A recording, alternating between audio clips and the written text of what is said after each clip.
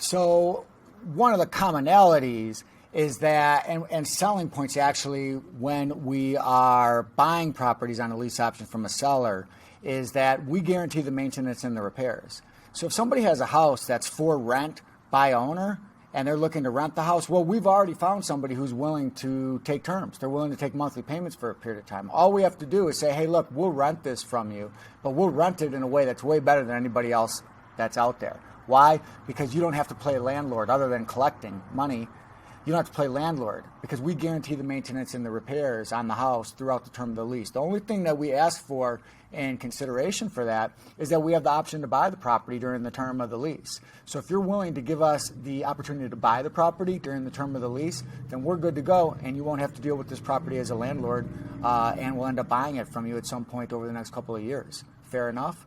Now, at least a third of the people renting their house were trying to sell it and they couldn't sell it and that's why they're renting it. So we can get those deals all day long.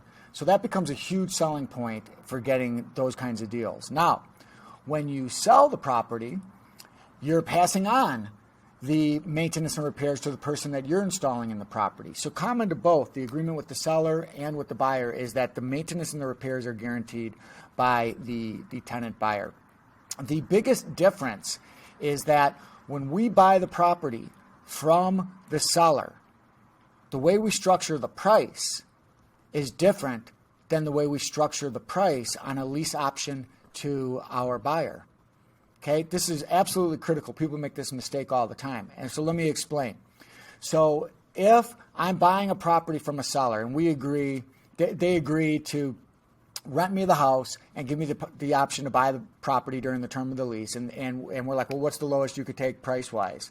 And they say a number, and we're like, is that the best you can do? Maybe they go a little lower, and we say, you're headed in the right direction, and then they go a little lower, and then we say, all right, well, what's your next choice? Wherever we land, right? Let's say we land at $300,000 for the property, and they've indicated to me that they have a $250,000 mortgage on the property, okay? What does that mean? That means they have $50,000 of equity.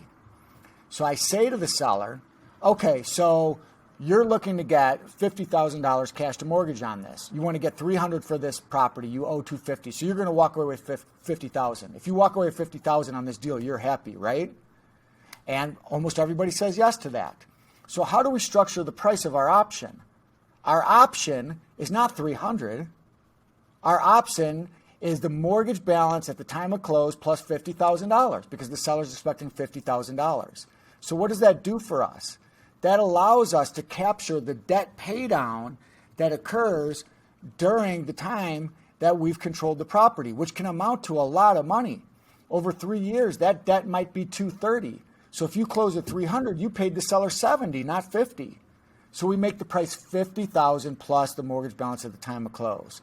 That's a huge sticking point for people and something that one of the benefits of having a coach who can actually look at your paperwork and make sure you did it right. So we do that with the sellers. Now with the buyer, they get a straight up flat price, a flat option price. We might even tier it and say if you buy it in year one, it's this. If you buy it in year two, it's this. Or we might say, because we're worried that the property might appreciate a whole lot, that'll be the greater of an appraisal that we ordered or whatever price we agree on. So there's all kinds of things that we can do that are different in terms of doing paperwork with the seller versus doing paperwork with the buyer. And then the other big differences are that when we sell the property, we're collecting a non-refundable down payment from our buyer, a non-refundable deposit. So there's addendums that we use with that. And then there's things that we can do to juice up our cash flow. For example, above and beyond the rent, because I'm going to inflate the price of the property just so that I can lower the price of the property for the buyer. Now, why would I want to do that? Because I can tell the buyer, I can say, look, you're giving me $2,000 a month in rent. If you can give me another $500, we'll apply that to your down payment, so it'll make it easier to get the loan, but I'll also match it with a $500 price reduction. Okay, so you're getting 100% return. So if you have money in a 401k, this actually beats that because I'm giving you 100% credit against the real money that you're putting in to the house that you're going to buy. So that's called the Loan Qualification Assistance Program. We do that as well. So anyway, these are the differences that folks need to learn between buying if they're going to use that structure, a lease purchase with the seller and then a lease with an option to buy with a buyer, then we're going to structure things just a little bit differently, and people need to be aware of that. So hey there, if you liked what you heard here, there's a lot more to the story. I gave you a macro picture of what's going on, but sometimes you got to dig down into the micro details to really get deals done.